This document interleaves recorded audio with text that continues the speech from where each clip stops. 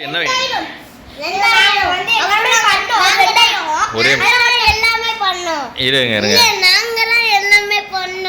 இருங்க ஒரு நிமிஷம். இப்போ நீங்கள் எனக்கு என்னென்னலாம் பண்ணீங்க? இப்போ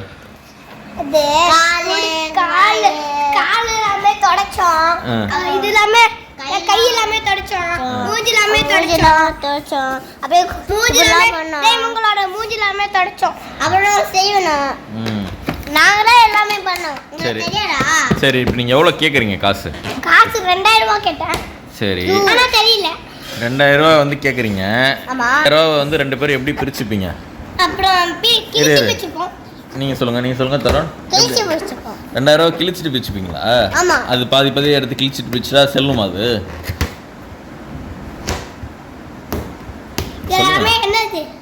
சொல்லுங்க, இருங்க. தருண்கிட்ட கேட்குறேன்ல. இப்போ 2000 ரூபா கிழிச்சிட்டிங்கன்னா அது செல்லுமா? அப்புறம் எப்படி அதை கிளிப் பண்ணுறீங்க? சரி, அப்புறம் நீங்கள் வந்து ஒரு 2 தாங்க. நான் எனக்கு 1 உனக்கு 1. அது அப்படி கேட்கணும்ல.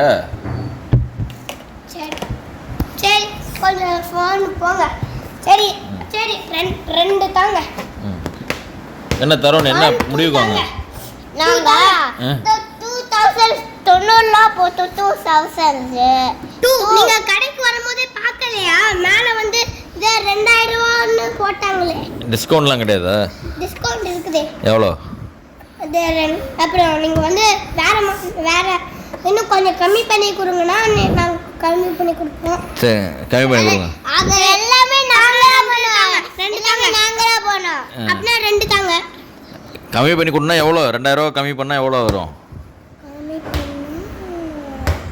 இல்லை, நீங்கள் உங்ககிட்ட 2000 ரூபாய் இல்லைன்னா எங்ககிட்ட கேளுங்க.